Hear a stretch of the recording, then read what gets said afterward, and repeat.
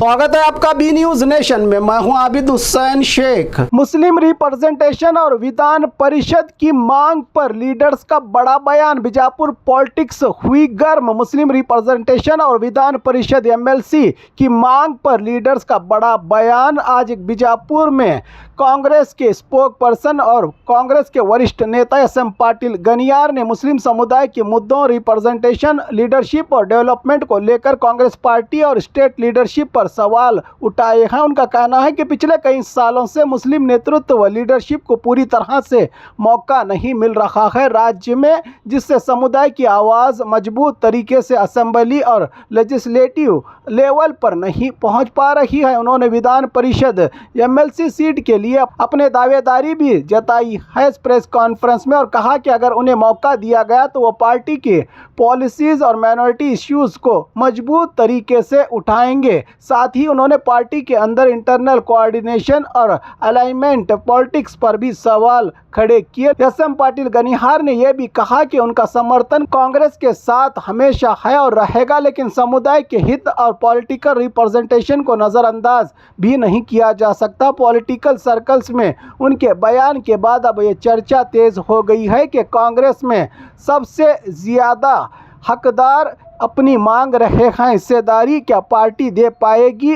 क्या सुनेगी इनकी पुकार? अब भी बना हुआ है यही एक सवाल। इस प्रेस कॉन्फ्रेंस में एमसी मुल्ला और फयाज कलादगी के अलावा कांग्रेस के कई नेता रहे मौजूद। इंदिನ ಮಾಧ್ಯಮಗೋಷ್ಠಿಯ ವಿಷಯ ಮುಸ್ಲಿಂ ಅಲ್ಪಸಂಖ್ಯಾತರನ್ನು ಈಗಿನ ಸರ್ಕಾರ, ಹಿಂದಿನ ಕಾಂಗ್ರೆಸ್ ಸರ್ಕಾರ, ಅದಕ್ಕಿಂತಲೂ ಹಿಂದಿನ ಕಾಂಗ್ರೆಸ್ ಸರ್ಕಾರಗಳು ಉತ್ತರ ಕರ್ನಾಟಕದ ಮುಸ್ಲಿಮರನ್ನು ಸಂಪೂರ್ಣ ಕಡೆಗಣಿಸಲಾಗಿದೆ. ಇವತ್ತು ರಾಜ್ಯಸಭಾ ಬರಲಿ, ವಿಧಾನ ಪರಿಷತ್ ಬರಲಿ, ಪಕ್ಷದ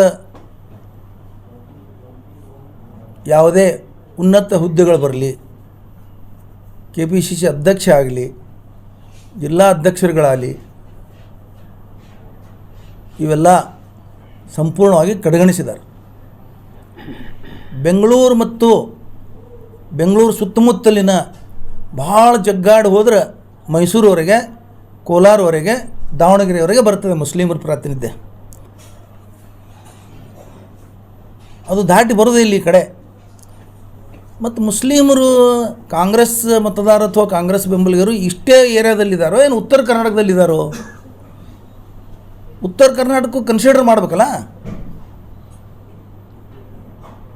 KPCC ಸುತ್ತಮುತ್ತ ಯಾರದಾರ ಅಷ್ಟೇ ಜನ ಇವರಿಗೆ ಮುಸ್ಲಿಮರು ಕಾಣ್ತಾ ಇದ್ದಾರೋ ಏನು ಇಡೀ ರಾಜ್ಯದ ಜನರ ಬಗ್ಗೆನೂ ಇವರೇ ಗಮನ ಹರಿಸ್ಬೇಕಲ್ಲ.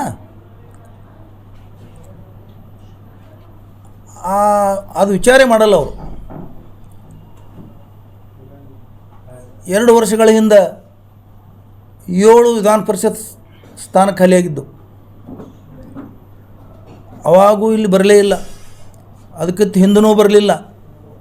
ಈಗ ಮೊನ್ನೆ 5 ವಿಧಾನ ಪರಿಷತ್ ಸ್ಥಾನಗಳು ರಾಜ್ಯ ಅಸೆಂಬ್ಲಿಯಿಂದ ಆ ಕೋಟಾದಲ್ಲಿ ಮುಸ್ಲಿಮರನ್ನು ಉತ್ತರ ಕರ್ನಾಟಕದಲ್ಲಿ ವಿಶೇಷವಾಗಿ ಬಿಜಾಪುರ ಜಿಲ್ಲೆ ಮುಸ್ಲಿಮರನ್ನು ಅತ್ಯಂತ ಕನಿಷ್ಠ ರೀತಿಯಲ್ಲಿ ಕಡೆಗಣಿಸ್ತಾರೆ.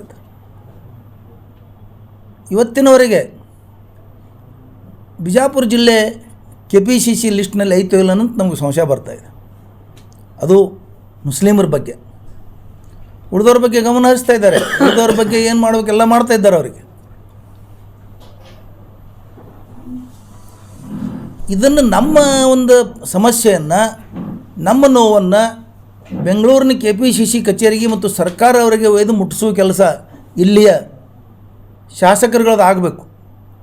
ಅದು ಆಗ್ತಾಯಿಲ್ಲ. ಅದು ಯಾಕೆ ಆಗ್ತಾಯಿಲ್ಲ ಅನ್ನೋದು ನಮಗೆ ತಿಳಿತಾ ಇಲ್ಲ.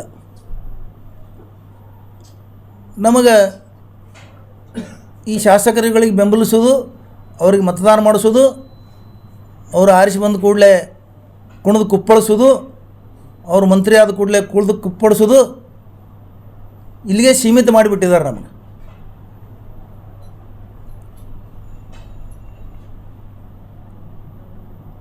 ಬಿಜಾಪುರದಲ್ಲಿ ಸುಮಾರು 8-9 ವರ್ಷಗಳ ಹಿಂದೆ ನಾವು ಒಂದು 50 ಜನ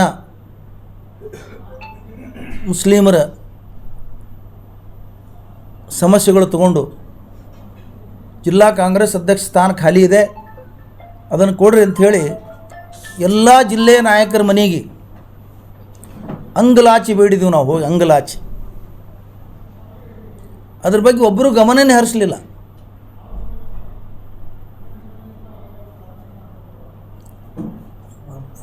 ಯಾಕನ್ನೋದು ನಮಗೆ ಭಾಳ ಅರ್ಥಗರ್ಭಿತ ಆಗಿ ಕೂತ್ಬಿಟ್ಟೈತಿ. ನಮ್ಮಲ್ಲಿ ಏನಾದ್ರು ತಪ್ಪು ಅದನೋ, ನಾವೇನು ತಪ್ಪು ಮಾಡ್ತಾ ಇದ್ದೀವನೋ ಪಕ್ಷಕ್ಕೆ, ನಮ್ಮಲ್ಲಿ ಏನಾರೇ ನ್ಯೂನತೆಗಳು ಅದಾವೇನೋ ಅಂತ ವಿಚಾರ ಮಾಡ್ತಾ ಇದ್ದೀವಿ. ಒಂದು ಜಿಲ್ಲಾ ಕಾಂಗ್ರೆಸ್ ಅಧ್ಯಕ್ಷ ಸ್ಥಾನ ಸ್ವಾತಂತ್ರ್ಯ ನಂತರ ಇಲ್ಲಿವರೆಗೆ ಇಲ್ಲ ಬಿಜಾಪುರ ಜಿಲ್ಲೆಗೆ. ವಿಧಾನ ಪರಿಷತ್ ಸದಸ್ಯರು ಕೊಡ್ರಿ ಅಂಥೇಳಿ, ಸದಸ್ಯತ್ವ ಕೊಡಿ ಅಂಥೇಳಿ 10-15 ವರ್ಷಗಳಿಂದ ಪ್ರಯತ್ನ ಮಾಡ್ತಾಯಿದ್ದೀವಿ, ಅದೂ ಇಲ್ಲ. 60 ವರ್ಷಗಳ ಹಿಂದೆ ಒಬ್ಬರಿಗಿಲ್ಲಿ ಬೋರಿ ಶೇಟ್ ಅನ್ನಂಥವ್ರಿಗೆ, ಅಕ್ಬರ್ ಶೇಟ್ ಅನ್ನಂಥವ್ರಿಗೆ ವಿಧಾನ ಪರಿಷತ್ ಸದಸ್ಯರನ್ನಾಗಿ ನಿಜಲಿಂಗಪ್ಪ ಸರ್ಕಾರ ಮಾಡಿತ್ತವಾಗ. ಒಂದು ಏನೂ ಇಲ್ಲ, ರಾಜ್ಯ ಮಟ್ಟದ ನಿರ್ದೇಶಕರಿಲ್ಲ, ನಿಗಮ ಮಂಡಳಿ ಇಲ್ಲ, ಜಿಲ್ಲಾ ಪಂಚಾಯತಿಯಲ್ಲಿ ಪ್ರಾತಿನಿಧ್ಯ ಇಲ್ಲ, ತಾಲೂಕು ಪಂಚಾಯತಿಗಳಲ್ಲಿ ಪ್ರಾತಿನಿಧ್ಯ ಇಲ್ಲ. ಇವರಿಗೆ ಆರಿಸಿ ಬರ್ಲಾಕ ಮುಸ್ಲಿಮರು ಹೊರಟಬೇಕು, ಆದರೆ ಇವ್ರ ಪ್ರಾತಿನಿಧ್ಯ ಜಡ್ಪಿಗಳಲ್ಲಿ ತಾಲೂಕು ಪಂಚಾಯತಿಗಳಲ್ಲಿ ಕೊಡಿಸ್ಬೇಕು, ಇವ್ರಿಗೆ ನಾವು ಬೆಂಬಲ ಕೊಡಬೇಕು ಅನ್ನೋದು ವಿಚಾರ ಇಲ್ಲ ಅವರಿಗೆ. ನಾವು ವಿಧಾನಸಭೆ ಚುನಾವಣೆಗಳಲ್ಲಿ, ಜಿಲ್ಲಾ ಪಂಚಾಯತ್ ಚುನಾವಣೆಯಲ್ಲಿ, ತಾಲೂಕು ಯಾವುದೇ ಚುನಾವಣೆಯಲ್ಲಿ ಇರಲಿ, ಇವತ್ತು ನಾವು ಸಂಪೂರ್ಣ ಬೆಂಬಲ ಕಾಂಗ್ರೆಸ್ ಪಕ್ಷಕ್ಕೆ ಕೊಡ್ತಾ ಇದ್ದೀವಿ.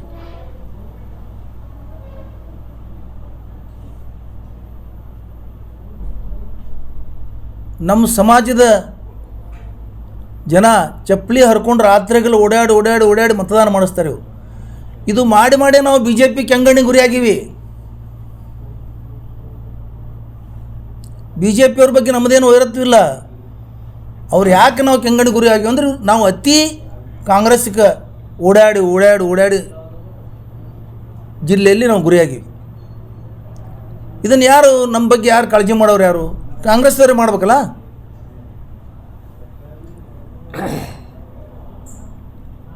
ಮನೆಯ ಸದಸ್ಯರ ಬಗ್ಗೆ ಮನೆ ಹಿರಿಯರೇ ಕಾಳಜಿ ಮಾಡಬೇಕಾಗ್ತದೆ, ಗಮನ ಕೊಡಬೇಕಾಗ್ತದೆ. ಆದರೆ ಆ ಕೆಲಸ ಇವತ್ತು ಆಗ್ತಾ ಇಲ್ಲ. ನಮ್ಮ ಪರಿಸ್ಥಿತಿ ಎಲ್ಲಿಗೆ ಬಂದದಂದ್ರೆ, ನಮ್ಮ ನೋವನ್ನು ಅವ್ರ ಮುಂದೆ ಹೇಳೋಕ್ಕೂ ಹೆದರಿಕೆ ಬರ್ತಾಯಿದೆ ನಮಗೆ. ಇವತ್ತು ಇಷ್ಟು ತ್ರಾಸಾಗಿದೆ, ಏನಾರು ಮಾಡಿ ಅಂತ ಹೇಳೋಕ್ಕೂ. ಅದಕ್ಕೆ ನಮ್ಮ ಜಿಲ್ಲೆಯ ಕಾಂಗ್ರೆಸ್ ನಾಯಕರು, ಶಾಸಕರು, ಸಚಿವರು, ಸರ್ಕಾರ ಮಟ್ಟದಲ್ಲಿ, ಹೈಕಮಾಂಡ್ ಮಟ್ಟದಲ್ಲಿ ಬಿಜಾಪುರ ಜಿಲ್ಲೆಯ ಮುಸ್ಲಿಮರನ್ನು ಈಗ ಖಾಲಿ ಆಗುತ್ತಿರುವ 5 ವಿಧಾನ ಪರಿಷತ್ ಸ್ಥಾನಗಳಿಗೆ ಅವಶ್ಯವಾಗಿ ಪರಿಗಣಿಸಬೇಕು.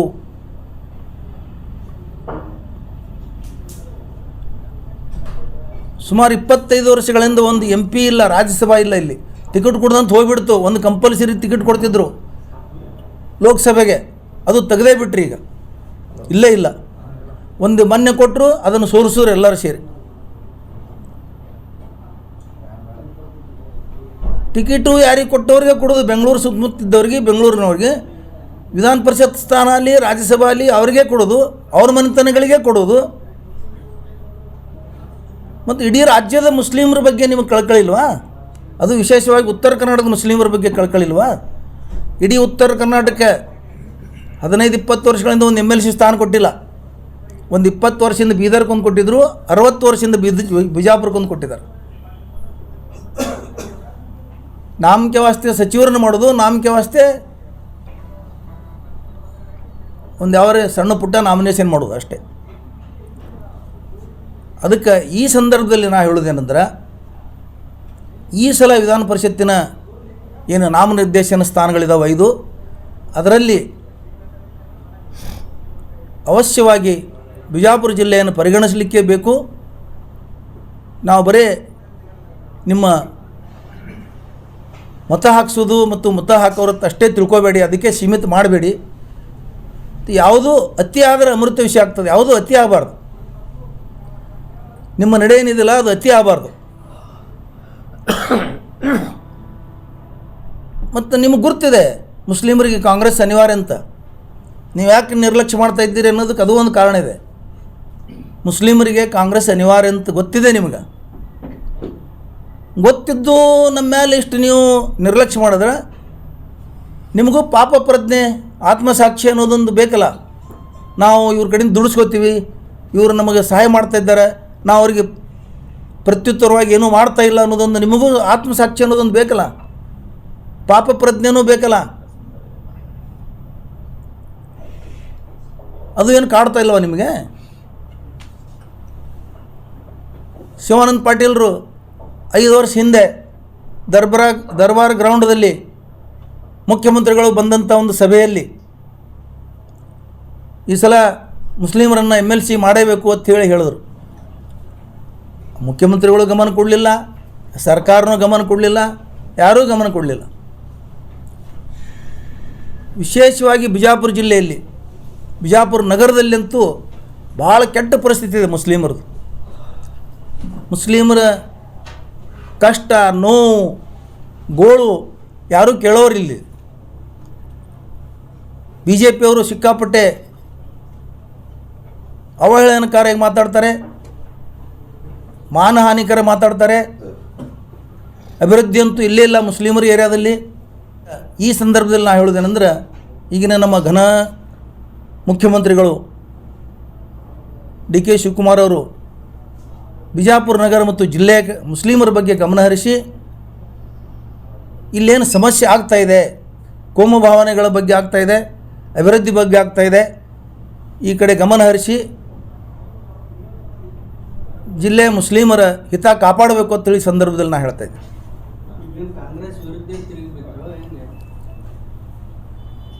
ಕೆಲವರು ಹೊಂದಾಣಿಕೆ ರಾಜಕಾರಣ ಮಾಡ್ತಾ ಇದ್ದಾರೆ, ಮಾಡಿ ಮುಸ್ಲಿಮರ ಸಮಸ್ಯೆ ಆಗ್ತಾಯಿದೆ. ತಿರುಬೀಳು ಪ್ರಶ್ನೆ ಇಲ್ಲ, ನಾವು ಕಾಂಗ್ರೆಸ್ ತಿರುಬೀಳೋದಕ್ಕೆ ಸಾಧ್ಯನೇ ಇಲ್ಲ. ನಮಗೆ ಅನಿವಾರ್ಯ ಇದೆ ಕಾಂಗ್ರೆಸ್. ನಾವು ನಮ್ಮದು ಸ್ವಾತಂತ್ರ್ಯ ಪೂರ್ವದಲ್ಲಿ, ಸ್ವಾತಂತ್ರ್ಯ ನಂತರ ನಾವು ಕಾಂಗ್ರೆಸ್ದವರೇ, ಕೊನೆಯವರೆಗೆ ಕೊನೆ ಉಸಿರಿರು ತನಕ ನಾವು ಕಾಂಗ್ರೆಸ್ದವರೇ. ಈಗ ಆಯಿತು ಸರ್, ಈಗ ಅಲ್ಲ ಹಿಂದಿಂದ ಆಯಿತು, ಈಗ ನೀವು ಬೇಡಿಕೆ ಇಟ್ಟಿದ್ದೀರಿ ವಿಧಾನ ಪರಿಷತ್ತಲ್ಲಿ ಪರಿಗಣಿಸಿ ಅಂತ ಹೇಳಿ. ಹೌದು, ನೀವೇನಾದ್ರು ಆಕಾಂಕ್ಷಿ ಇದ್ದೀರಾ ಅಥವಾ ನಿಮ್ಮ MLAಗಳು ನಿಮ್ಮನ್ನು ಬೆಂಬಲಿಸ್ತಾರ? ಈಗ ನೀವು ಇಷ್ಟು ದಿನ ಕಾಂಗ್ರೆಸ್ಸಿಗೆ ದುಡಿಮೆ ಮಾಡ್ತಾ ಇದ್ದೀರಿ, ದಿನ ಬೆಳಗ್ಗೆ ಆದರೆ ಕಾಂಗ್ರೆಸ್ ಪರ ವಕಾಲತ್ ಮಾಡ್ತಾ ಇದ್ದೀರಿ, ವಕ್ತಾರರಾಗಿದ್ದೀರಿ. ಈಗ ನೀವೇನಾದ್ರು ಬೇಡಿಕೆ ಇಟ್ಟಿದ್ದೀರಲ್ಲ, ಅಥವಾ ಈ ನಿಲುವಲ್ಲಿ ನೀವು ಯಾರಿಗ ಇದು ಕೊಡಿ ಅಂತ ಹೇಳಿ ಆಗ್ರಹ ಇದೆಯಲ್ಲ, ನಿಮ್ಮದು ಮನವಿ ಇದೆಯಾ? ಈ ವಿಷಯದಲ್ಲಿ ಮತ್ತೇನು ಯಾರು ಕೇಳೋರಿದ್ರೆ ಕೇಳ್ರಿ ಒಂದೇ ಸಲ, ಈಗ ಉತ್ತರ ಕೊಡ್ತೀನಿ ಅದಕ್ಕೆ. ಈಗ ಹಿಂದಿನ ಸರ್ಕಾರ ಅನ್ಯಾಯ ಮಾಡ್ಕೊಂಡು ಬಂದತ್ತೆ, ಯಾಕೆ ಲೇಟ್ ಆಯ್ತಲ್ಲ ಇದು? ಯಾಕೆ ಎಚ್ಚರ ಆಗಕ್ಕೆ ಎಷ್ಟು ಲೇಟ್? ನಿಮ್ಮಲ್ಲಿ ಏನು ಬಲ ಇದೆ? ಆಗಲೇ ನೀವು ಆಕಾಂಕ್ಷಿ ಅಂತ ಕೇಳಿದರು. ರಾಜಕಾರಣದಲ್ಲಿ ಬಂದವ ಏನಾದರೂ ಒಂದು ಆಗಬೇಕು ಅನ್ನೋದು ಆಕಾಂಕ್ಷೆ ಇದ್ದೇ ಇರ್ತೈತಿ. ರಾಜಕಾರಣದಲ್ಲಿ ಯಾರೂ ಸುಮ್ಮ ಬಂದಿಲ್ಲ. ಇವತ್ತು ರಾಜಕಾರಣದಲ್ಲಿ ಬಂದವ ತಾಲೂಕ್ ಪಂಚಾಯತ್ ಮೆಂಬರ್ ಆಗ್ಬೇಕಂತಾನೆ, ZP ಮೆಂಬರ್ ಆಗ್ಬೇಕಂತಾನೆ, MLA ಆಗ್ಬೇಕಂತಾನೆ, MLC ಆಗ್ಬೇಕಂತಾನೆ. ನಾನು ಒಬ್ಬ ಆಕಾಂಕ್ಷಿನೇ ಅದರಲ್ಲಿ. ಯಾಕೆ ಆಕಾಂಕ್ಷೆ ಆಗಬಾರ್ದು? ನಾನು ಸುಮಾರು ವರ್ಷಗಳಿಂದ ಕಾಂಗ್ರೆಸ್ ಪಕ್ಷದ ಸೇವೆ ಮಾಡ್ತಾ ಬಂದಿದ್ದೀನಿ. ಕಾಂಗ್ರೆಸ್ ಪಕ್ಷವನ್ನು BJP ಅವ್ರ ಜೊತೆ ಸೆಣಸಾಡಿ ಸಮರ್ಥನೆ ಮಾಡ್ಕೊಳ್ತಾ ಬಂದಿದ್ದೀನಿ. ನನಗೂ ಅರ್ಹತೆ ನಾನು ಆಗಬಾರ್ದಂತೇನಿಲ್ಲ, ನನಗೂ ಕೊಡಲಿ ಅಂತ ನಾ ಬೇಡವನೇ, ನನಗೂ ಅರ್ಹತೆ.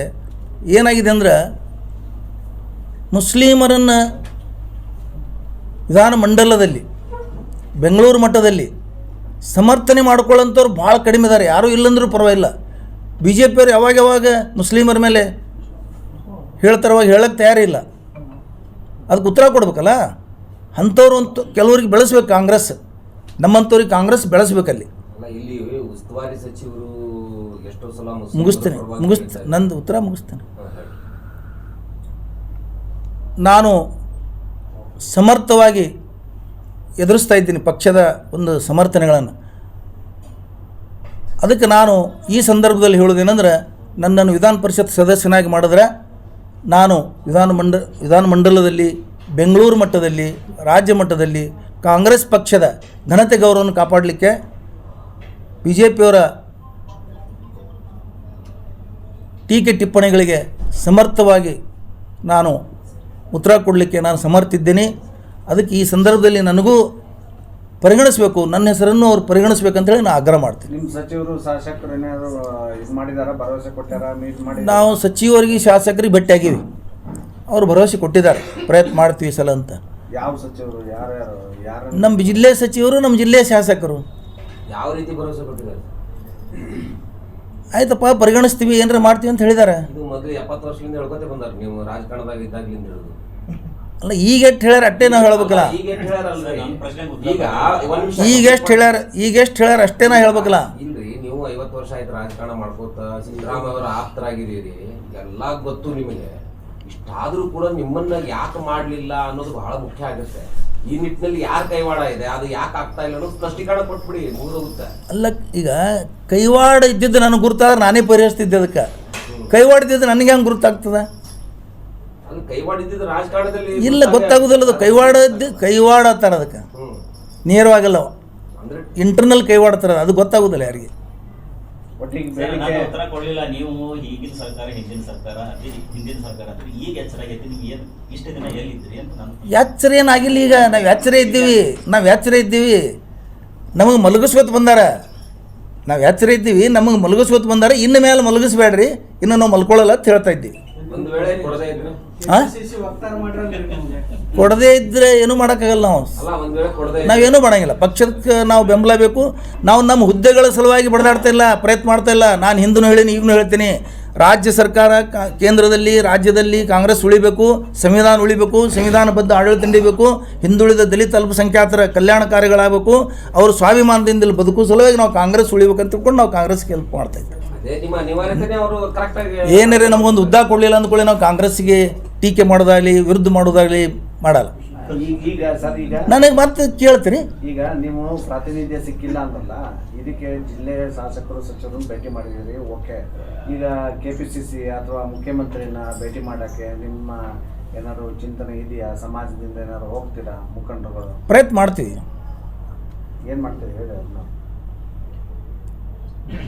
ಪ್ರಯತ್ನ ಮತ್ತು ನಿಯೋಗ ಹೋಗಿ ಪ್ರಯತ್ನ ಮಾಡ್ತೀವಿ ಅಂತ ಹೇಳಿದೆ. ಇಲ್ಲ, ಈಗ ನಿಮ್ಮ ಏನು ಮಾಡ್ತೀರಂದ್ರೆ ಏನು ಮಾಡೋದು? ನಿಯೋಗ ಹೋಗಿ ಪ್ರಯತ್ನ ಮಾಡ್ತೀವಿ. ನೀವೇ ಹೇಳಿದ್ರಿ ನಿಯೋಗ ಹೋಗ್ತೀರಿ ಅಂತ ಕೇಳಿದ್ರಿ, ನಾವು ನಿಯೋಗ ಹೋಗ್ತೀವಿ ಅಂತ ಹೇಳಿದೆ. ಇಲ್ಲಿರ್ತಕ್ಕಂಥ ಮುಸ್ಲಿಂ ಮುಖಂಡರಿಗೆ ನಿಮ್ಮಿಂದ ಹಿಡಿದು ರಾಜಕಾರಣನೇ ಬರಂಗಿಲ್ವಾ?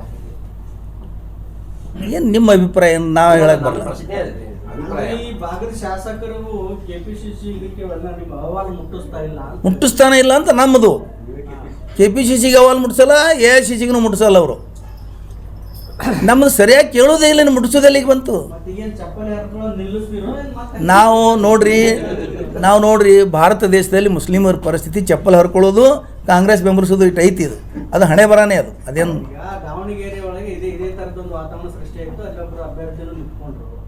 ಬರೋ ದಿನಗಳಲ್ಲಿ ಬಿಜಾಪುರದೊಳಗೆ ಅಂಥದ್ದೊಂದು ಏನಾದ್ರು ಸ್ಟೆಪ್ ತಗೋತಾರ ಅಥವಾ ಏನೋ ಮತ್ತೆ ಜೈ ಹಾಕೊಂಡು ಚಪ್ಪಲಿ ಹರ್ಕೊಂಡು? ಅದು ಅವರು ಅಭ್ಯರ್ಥಿ ನಿಲ್ಲಿಸೋದಕ್ಕೆ ನಮ್ಮದು ಸಹಮತ ಇಲ್ಲ. ಯಾಕಂತ ಕೇಳಿದ್ರೆ, ಒಂದು ಯಾವುದೋ ಟಿಕೆಟ್ಗೆ ಒಂದು ಯಾವುದೋ ಹುದ್ದೆಗೆ ನಾವು ಕಾಂಗ್ರೆಸ್ ಬೆಂಬಲಿಸ್ತಾ ಇಲ್ಲ, ಇದು ಸ್ಪಷ್ಟಪಡಿಸಿದ ನಾ ಮೊದಲೇ. ಮತ್ತಿಟ್ಟು ಕಾಂಗ್ರೆಸ್ದವ್ರದ್ದು ವಿಶ್ವಾಸ ಕಡಿಮೆ ಮಾಡ್ಕೊಳ್ಳೋ ಕೆಲಸನೇ ಆಗ್ತದೆ ಹೊರತಾಗಿ ಅದರಿಂದ ಏನು ಪ್ರಯೋಜನ ಆಗಲ್ಲ. ಹಾಗೆಲ್ಲ ಮಾಡ್ಕೊತ ಹೋಗಬಾರ್ದು ಅಂತ ನನ್ನ ಅಭಿಪ್ರಾಯ. ಒಂದು ಮುಸ್ಲಿಂ ಸೀಟ್ ಕೊಡ್ತಾರೆ ಬಿಜಾಪುರಕ್ಕೆ. ಎಲ್ಲ 7 ಮತಕ್ಷೇತ್ರದಾಗ ನಾವು ಮುಸ್ಲಿಮರು ರಾತ್ರಿಗಳು ಓಡಾಡಿ ತರ್ತೀವಿ ಅವ್ರಿಗೆ ಆರಿಸಿ.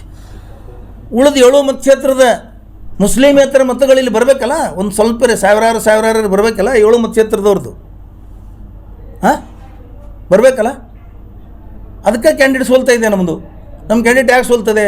ಬರೀ ಮುಸ್ಲಿಮರು ಓಟ್ ಹಾಕಿದ್ರೆ ಯಾರು ಆರಿಸಿ ಬರ್ತಾರೆ? ಬರೀ ಜಾತಿಯವರಿಗೆ ಲಿಂಗಾಯತ ಕ್ಯಾಂಡಿಡೇಟ್ರಿಗೆ ಲಿಂಗಾಯತ ಹಾಕಿದ್ರೆ ಆರಿಸಿ ಬರ್ತಾರೆ? ಎಲ್ಲರೂ ಹಾಕಿದಾಗೆ ಆರಿಸಿ ಬರ್ತಾರೆ. ಅದೇ ಥರ 7 ಜನ ಕ್ಯಾಂಡಿಡೇಟ್ಗಳು, 7 ಜನನೂ ಇಲ್ಲಿ ಅವ್ರವ್ರ ಸಮಾಜ ಅಥವಾ ಅವ್ರು ಬೇಕಾದವರು ಫಾಲೋವರ್ಸ್ಗೆ ಸಿಟ್ಯಾಗೂ ಕಾಂಗ್ರೆಸ್ ಹಾಕರಪ್ಪ ಅಂತೇಳಿ ಅವರು ಒತ್ತಾಯ ಮಾಡ್ಬೇಕಲ್ಲ. ಈಗ 6 ಜನ MLAಗಳು ನಿಮ್ಮವರೇ ಇದ್ದಾರೆ. ನಿಮ್ಮ ಬಗ್ಗೆ ಏನಾದರೂ ಶಿಫಾರಸ್ ಮಾಡಿದಾರಾ ಅಥವಾ ಏನು ಧ್ವನಿ ಎತ್ತಿದಾರಾ ಅಥವಾ ಅವ್ರ ಎದುರಿಗೆ ಹೇಳಿದೀವಿ? ಆಗಲೇ ಹೇಳಿದೆ ನಾನು ಆಗಲೇ ಹೇಳಿದೆ. ಎಲೆಕ್ಷನ್ದಾಗ ನಿಮ್ಮನ್ನ ಬಳಕೆ ಮಾಡ್ಕೋತಾರೆ, ನಿಮ್ಮನ್ನ ಎಲ್ಲ ಮುಸ್ಲಿಮರನ್ನ ಬಳಕೆ ಮಾಡ್ಕೋತಾರೆ, ಮುಸ್ಲಿಂ ಮತಗಳನ್ನ ಪಡ್ಕೋತಾರೆ. ಮುಸ್ಲಿಮರನ್ನು ನೀವಾರವ್ರ ಪ್ರಶ್ನೆ ಚುಟುಕಿರ್ಬೇಕು, ಉತ್ತರ ದೊಡ್ಡದಿರ್ಬೇಕು. ನೀವು ಪ್ರಶ್ನೆನೇ ಉದ್ದ ಕೇಳಿದ್ರೆ ನಾವು ಉತ್ತರ ಏನು ಹೇಳಬೇಕು? ಹೇಳ್ತೀನಿ, ಆಗಲೇ ಹೇಳೀನಿ, ಈಗಲೂ ಹೇಳ್ತೀನಿ. ಎಲ್ಲ ನಾಯಕರುಗಳಿಗೆ ಶಾಸಕರುಗಳಿಗೆ ಭೇಟಿಯಾಗಿ ನಾವು ವಿನಂತಿ ಮಾಡಿದ್ದೀವಿ, ಮಂತ್ರಿಗಳಿಗೆ ಭೇಟಿಯಾಗಿ ವಿನಂತಿ ಮಾಡಿದ್ದೀವಿ, ಪರಿಗಣಿಸ್ತೀವಿ ಅಂತ ಹೇಳಿದ್ದಾರೆ. ಅವ್ರ ಮೇಲೆ ಭರೋಸೆ ಇದೆ ನಮಗೆ, ಯಾರು ಶಾಸಕ ಅವ್ರ ಮೇಲೆ ಭರೋಸೆ ಇದೆ, ನಮಗೆ ನಂಬಿಕೆ ಇದೆ, ಅವ್ರು ನಮ್ಮನ್ನು ಈ ಸಲ ಪರಿಗಣಿಸ್ತಾರೆ ಅಂತೇಳಿ ಇದೇ ಭರವಸೆ. ಒಂದು ವಿಷಯ ಹೇಳ್ತೀನಿ, ಸಿದ್ದರಾಮುಲ್ಲಾ ಖಾನ್ ಅಲ್ಲಿ ಯಾವುದ್ರ ಮುಲ್ಲಾ ಹೇಳಿ, MC ಮುಲ್ಲಾ ಹೇಳ್ರಿ ಏನಂದ್ರೆ ಹೇಳಿ, ಒಟ್ಟು BJP ಅವರಿಗೆ, ವಿರೋಧ ಪಕ್ಷದವರಿಗೆ ಸಿದ್ದರಾಮಯ್ಯವರು ಮುಖ್ಯಮಂತ್ರಿ ಆಗಿದ್ದು ಹಿಡಿಸಲಿಕ್ಕಾಗಿಲ್ಲ, ತಾಳಕ್ಕಾಗಿಲ್ಲ. ಒಬ್ಬ ಐಂದದ ಮುಖ್ಯಮಂತ್ರಿ, ಒಬ್ಬ ಹಿಂದುಳಿದ ಮುಖ್ಯಮಂತ್ರಿ, ಸೆಕ್ಯುಲರ್ ಮುಖ್ಯಮಂತ್ರಿ, ಒಬ್ಬ ಒಳ್ಳೆ ನಿರ್ಧಾರ ತಗೊಳ್ಳೋ ಮುಖ್ಯಮಂತ್ರಿ, ಸರ್ವ ಜನರ ನಾಯಕ ಮುಖ್ಯಮಂತ್ರಿ ಆಗಿದ್ದು ಅವ್ರಿಗೆ ಹಿಡಿಸಿಲ್ಲ. ಅದಕ್ಕೆ ಅವರು ಏನೇನೋ ಟೀಕೆ ಮಾಡ್ತಾರೆ. ಅದರಲ್ಲಿ ಮುಸ್ಲಿಮರನ್ನು ಯಾಕೆ ಅವ್ರು ಸಿದ್ದರಾಮುಲ್ಲಾ ಖಾನ್ ಅಂತಾರೆ ಅಂದ್ರೆ, ಮುಸ್ಲಿಮರಿಗೆ ಮತ್ತು ಸಿದ್ದರಾಮಯ್ಯರಿಗೆ ಅವ್ರ ಹೆಸರು ಹೇಳಿ ಹೇಳಿ ಅದನ್ನು ಹೀಯಾಳಿಸಲ್ಕೊಂದು ಒಂದು ಹೆಸರು ಅದು ಅಷ್ಟೇ. ನಾವು ಯಾಕಿದ್ದೀವಿ ಅನ್ನೋದು ಕಾಂಗ್ರೆಸ್ ಅವ್ರಿಗೆ ಗೊತ್ತದ, ನಿಮ್ಗೆ ಹೆಂಗೆ ಹೇಳೋದು? ಹೇಳಕತ್ತೀನಿ ಯಾಕಿದ್ದೀವಿ ಅನ್ನೋದು. ಅಲ್ಲಪ್ಪ ಪರಶುರಾಮ್ ಏನು ಹೇಳ್ದೇನಾ, ಪ್ರಜಾಪ್ರಭುತ್ವ ಉಳಿಬೇಕು, ಸೆಕ್ಯುಲರ್ ಸರ್ಕಾರ ಬರಬೇಕು ಅಂತ ಕಾಂಗ್ರೆಸ್ದಾಗಿದ್ದೀವಿ. ಯಾವ ಹುದ್ದೆ, ಗೋಡ, ಗಾಡಿ ಇಲ್ಲ.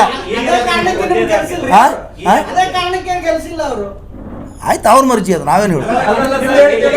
ಸಮಾಜದ ಪರವಾಗಿ ಸಚಿವ ಸ್ಥಾನ ಕೇಳಿದ್ರು, ಕೊಡದೇ ಇದ್ರೆ ನಾವು ಬೀದಿಗಿಳಿತೀವಿ, ಪದಾಧಿಕಾರಿಗಳು ರಾಜೀನಾಮೆ ಕೊಡ್ತೀವಿ ಅಂತ ಗಟ್ಟಿ ಧ್ವನಿಯಲ್ಲಿ ಹೇಳಿದ್ರು. ನಿಮ್ ಬಾಯಿಂದ ಅಂತ ಮಾತುಗಳು ಯಾಕೆ ಬರ್ತಾ ಇಲ್ಲ?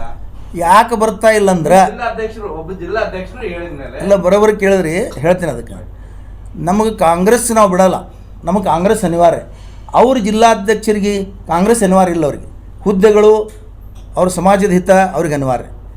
ನಮಗೆ ಕಾಂಗ್ರೆಸ್ ಅನಿವಾರ್ಯ, ಮುಸ್ಲಿಮರಿಗೆ ಕಾಂಗ್ರೆಸ್ ಅನಿವಾರ್ಯ, ಕಾಂಗ್ರೆಸ್ದವರಿಗೆ ಮುಸ್ಲಿಂ ಅನಿವಾರ್ಯ. ನಾವು ಒಬ್ರಿಗೊಬ್ಬರು ಖಾಯಂ ನಾವು ಇದ್ದವರು, ಸ್ವಾತಂತ್ರ್ಯ ಪೂರ್ವದಿಂದ ಇಲ್ಲಿ ಇದ್ದವ್ರು ನಾವು.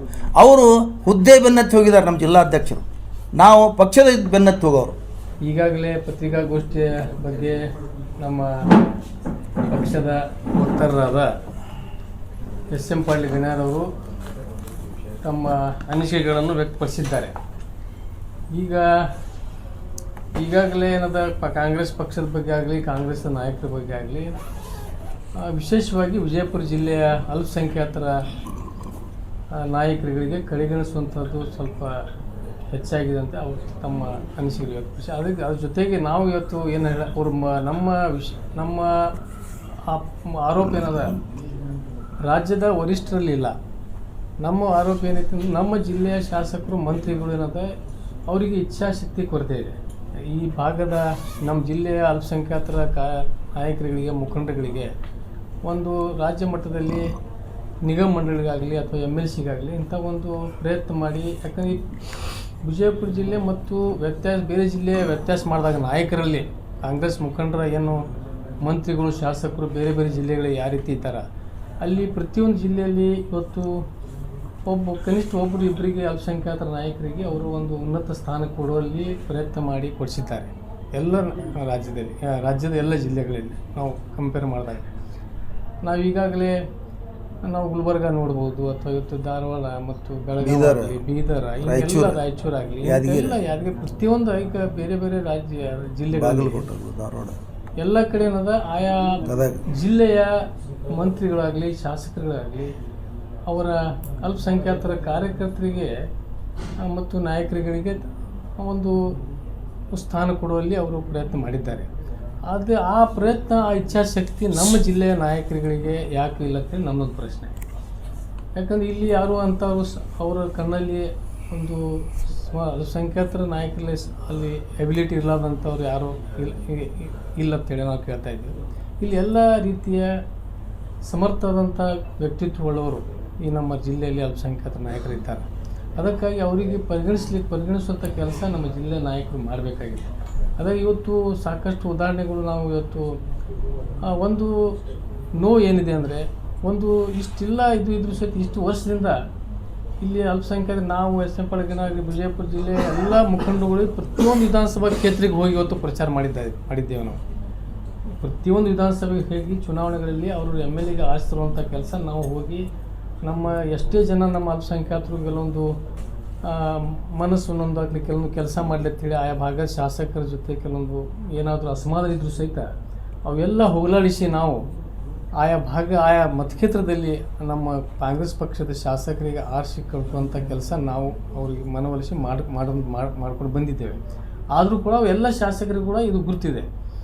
ನಮ್ಮ ಅಲ್ಪಸಂಖ್ಯಾತರ ನಾಯಕರು ನಮ್ಮ ಭಾಗದಲ್ಲಿ ಬಂದು ನಮ್ಮ ಕೆಲಸ ಮಾಡಿ ನಮಗೆ ಆರಿಸಿ ಕೊಡಿಸುವಂಥ ಕೆಲಸ ಮಾಡಿದ್ದಾರೆ ಅಂತ ಅವರಿಗೂ ಗುರ್ತಿದೆ.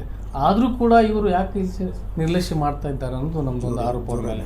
ಅದಕ್ಕಾಗಿ ಇನ್ನೊಮ್ಮೆ ನಾನು ತಮ್ಮ ವೈಯಕ್ತಿಕ ಕೆಲವೊಂದು ಅವರವರು ದೊಡ್ಡವ್ರ ರಾಜಕೀಯ ಏನಾದರೂ ಇರ್ಬೋದು, ಕೆಲವು ವ್ಯತ್ಯಾಸಗಳು ಇರ್ಬೋದು. ಆದರೂ ಆ ವ್ಯತ್ಯಾಸಗಳು ಏನದಲ್ಲ, ಅದು ನಮ್ಮ ಏನು ಕಾರ್ಯಕರ್ತರ ಅಲ್ಪಸಂಖ್ಯಾತರ ಕಾರ್ಯಕರ್ತರ ಮೇಲೆ ಆಗಲಿ ಅಥವಾ ಇಲ್ಲಿರುವಂಥ ನಮ್ಮ ಅಲ್ಪಸಂಖ್ಯಾತರ ಮುಖಂಡರಿಗೆ ಅದು ಅವರು ಇದು ಬರಬಾರ್ದು. ಅವರು ರಾಜಕೀಯವಾಗಿ ಅವರ ವೈಯಕ್ತಿಕ ಏನಾದರೂ ಇರ್ಬೋದು ನಾಯಕರುಗಳು ವ್ಯತ್ಯಾಸಗಳು. ಆದರೆ ನಮಗೆ ಒಂದು ಸ್ಥಾನಮಾನ ಕೊಡುವಾಗ ಯಾರಿಗೆ ಕೊಡಲಿ, ನಮ್ಮದೇನಾದ್ರು ಇವತ್ತು ಎಸ್ ಎಂ ಪಾಟೀಲರು ಶ್ರೀನಿದ್ದಾರೆ, ಭಾಳಷ್ಟು ನಮ್ಮಲ್ಲಿ ಜನರು ಇದ್ದಾರೆ, ಅವ್ರಿಗೆ ನಮ್ಗೆ ಅವ್ರು ಕೊಡಲಿಲ್ಲ ಮತ್ತೊಬ್ಬರಿಗೆ ಅವರು ನಮಗೆ ಕೊಡ್ಬೇಕಂತ ಯಾರು ಇದು ಇಲ್ಲ. ಅವರು ರಾಜಕೀಯ ಇದ್ದಾಗ ಏನದ ಅವರು ಒಂದು ಇದು ಇರ್ತದೆ, ಅಪೇಕ್ಷೆ ಇರ್ತದೆ. ರಾಜಕೀಯಗಳಿಗೆ ಯಾರು ಸನ್ಯಾಸಿಗಳಾಗಿ ಬಂದಿರೋದಿಲ್ಲ. ಪ್ರತಿ ರಾಜಕೀಯ ಬಂದಾಗ ಪ್ರತಿಯೊಬ್ಬರದ್ದು ಒಂದೊಂದು ಪ್ರಯತ್ನ ಒಂದು ಇದು ಇರ್ತದೆ. ಅದಕ್ಕಾಗಿ ಅವರು ಕೂಡ ಯಾರಾಗಿರೋದು ಒಬ್ಬರಿಗೆ ಏನದ ಇಂಥ ಒಂದು ನಿಗಮ ಮಂಡಳಿ ಅಧ್ಯಕ್ಷರಾಗಲಿ ಅಥವಾ ಒಂದು MLC ಸ್ಥಾನ, ಈಗ ಶೀಘ್ರದಲ್ಲಿ MLC ಮತ್ತು 5 MLCಗಳು ಈಗ ಮುಂದಿನ ತಿಂಗಳು ಕೊಡುವಂಥದ್ದು ಒಂದು ಇದು ಇದೆ. ಅದಕ್ಕಾಗಿ ಈಗಾದರೂ ಕೂಡ ನಮ್ಮ ನಾಯಕರಲ್ಲಿ, ಮಂತ್ರಿಗಳಲ್ಲಿ, ಎಲ್ಲ ಶಾಸಕರು, ಜಿಲ್ಲೆಯ ಶಾಸಕರಲ್ಲಿ ನಾವು ನಮ್ಮದು ವಿನಂತಿ ಏನೈತಿ, ಈಗಾಗಲೇ ಹೇಳಿದಾಗೆ ನಮ್ಮ ಎಸ್ ಎಂ ಪಾಟೀಲ್ ಗಣ್ಯರು ಹೇಳಿದಾಗೆ ನಾವು ಜಿಲ್ಲಾ ಅಧ್ಯಕ್ಷರು 2 ಸಲ ಕೇಳಿದೆವು ಒಂದು ಅಲ್ಪಸಂಖ್ಯಾತರಿಗೆ ಒಂದು ಕೋರಿ. ಯಾಕಂದರೆ ಈ ಜಿಲ್ಲೆಯಲ್ಲಿ ಒಂದು ಸರ್ಕಾರ ಮಟ್ಟದ ಒಂದು ಪ್ರೋಟೋಕಾಲ್ ಪ್ರಕಾರ ಒಂದು ಸ್ಥಾನ ಇಲ್ಲಿ ಯಾರಿಗೂ ಇಲ್ಲ. ಈ ನಮ್ಮ ಜಿಲ್ಲೆಯೊಳಗೆ ಒಂದು ಶಾಸಕ ಇಲ್ಲ, MLC ಇಲ್ಲ, ನಿಗಮ ಮಂಡಳಿ ಅಧ್ಯಕ್ಷ ಇಲ್ಲ, ಯಾವ ಥರದ್ದು ಒಂದು ಇದು ಇಲ್ಲ. ಪ್ರೋಟೋಕಾಲ್ ಪ್ರಕಾರ ಆಗಲಿ ಒಂದು ಸರ್ಕಾರದ ಒಂದು ಹುದ್ದೆ ಇಂಥದ್ದಿಲ್ಲ. ಅದಕ್ಕಾಗಿ ಏನದ ನಮ್ಮ ನಾಯಕರವರಿಗೆ ಒಂದು ಸ್ಥಾನ ಕೊಟ್ಟರೆ ಅದಕ್ಕೊಂದು ನಮಗೂ ಒಂದು ಇದು ಕೊಟ್ಟಂಗೆ ಆಗ್ತದೆ. ಅಲ್ಪಸಂಖ್ಯಾತರಿಗೆ ಮತ ಏನು ಹಾಕಿದ್ದು ಇವತ್ತು 100ಕ್ಕೆ 89 ಅಲ್ಲ, 100ಕ್ಕೆ 100% ಮತ ಇವತ್ತು ಮುಸಲ್ಮಾನರು ಇಡೀ ಜಿಲ್ಲೆಯೊಳಗಾಗಿ ಇಡೀ ರಾಜ್ಯದಲ್ಲಿ ಸರ್ಕಾರ ಬರಬೇಕಾದ್ರೆ ಮುಸಲ್ಮಾನರ ಕಾರಣ. ಈ ಒಂದು ಕಾಂಗ್ರೆಸ್ ಪಕ್ಷಕ್ಕೆ ನಾನು ಮೊದಲು ಕೂಡ ಪತ್ರಿಕಾಗೋಷ್ಠಿಯಲ್ಲಿ ಹೇಳಿದ್ದೆ, ಈ ಒಂದು ಸರ್ಕಾರ ಬರಬೇಕಾದ್ರೆ ಕಾಂಗ್ರೆಸ್ ಪಕ್ಷಕ್ಕೆ ಏನದ ಮುಸಲ್ಮಾನರ ಆಕ್ಸಿಜನ್ ಇವತ್ತು ಈ ಒಂದು ಆಮ್ಲಜನಕ್ಕಿದು ಇದು ಸ್ವಲ್ಪ ಹೊರಗಿಟ್ಟರೆ ಅದು ಡೆಡ್ ಬಾಡಿ ಐತಿಲ್ಲ ಪಾರ್ಟಿ ಪಕ್ಷದ. ಮುಸಲ್ಮಾನರಿಂದ ಇವತ್ತು ಜೀವಂತ ಐತಿ ಪಕ್ಷದ. ಯಾಕಂದ್ರೆ ಬೇರೆ ಬೇರೆ ಸಮಾಜದವರು ಅವ್ರು ಬೇರೆ ಬೇರೆ ಎಲ್ಲ ಪಕ್ಷಕ್ಕೆ ಹಾಕ್ತಾರೆ. ಇವತ್ತು ಇದು ಒಂದು ಏಕೈಕ ಮುಸ್ಲಿಂ ಸಮಾಜ ಅದು ಏಕೈಕ ಪಕ್ಷಕ್ಕೆ ಒಂದು ಕಾಂಗ್ರೆಸ್ ಪಕ್ಷಕ್ಕೆ ಸಂಪೂರ್ಣವಾಗಿ ಮತ ಹಾಕುವಂಥದ್ದು ಯಾವುದೋ ಒಂದು ಸಮುದಾಯ ಇದ್ದರೆ ಅದು ಮುಸಲ್ಮಾನ್ ಸಮುದಾಯ ಇವತ್ತು ಕಾಂಗ್ರೆಸ್ ಪಕ್ಷಕ್ಕೆ. ಅದಕ್ಕಾಗಿ ನಮ್ಮದು ಹಕ್ಕೈತಿ. ನಾವು ಇಷ್ಟೆಲ್ಲ ಇದ್ರೂ ಕೂಡ ನಮ್ಮ ಜಿಲ್ಲೆಗೆ ಯಾಕೆ ನೀವು ಕೂಡ ಇದು ಮಾಡೋಕತ್ತಿಲ್ಲ, ನಿಮ್ಗೆ ಯಾಕೆ ಇಚ್ಛಾಶಕ್ತಿ ಇಲ್ಲ ನಿಮ್ಮ ಲೀಡರ್ಗಳಿಗೆ, ಏನದು ತೊಂದರೆ? ನೀವು ಬರೀ ನಿಮ್ಮದು ಶಾಸಕರು ಮಂತ್ರಿಗಳು ತಾವು ಅಧಿಕಾರ ವಹಿಸ್ಕೊಂಡು ಕೂತ್ರೆ ಎಲ್ಲ ಅಲ್ಪಸಂಖ್ಯಾತರಿಗೆ ನೀವು ನೆನಪು ಹಾರ್ಕೊಂಡು ನಿರ್ಲಕ್ಷ್ಯ ಮಾಡಿದ್ರೆ ಇದು ಸರಿಯಲ್ಲ ಅಂತೇಳಿ ನಮ್ಮದು ನೋವನ್ನು ಏನಂತ ನಾವು ಇವತ್ತು ತಮ್ಮ ಮುಖಾಂತರ ವ್ಯಕ್ತಪಡಿಸ್ತಾ ಇದ್ದೀವಿ. और खबरों के लिए देखते रहिए B News नेशन।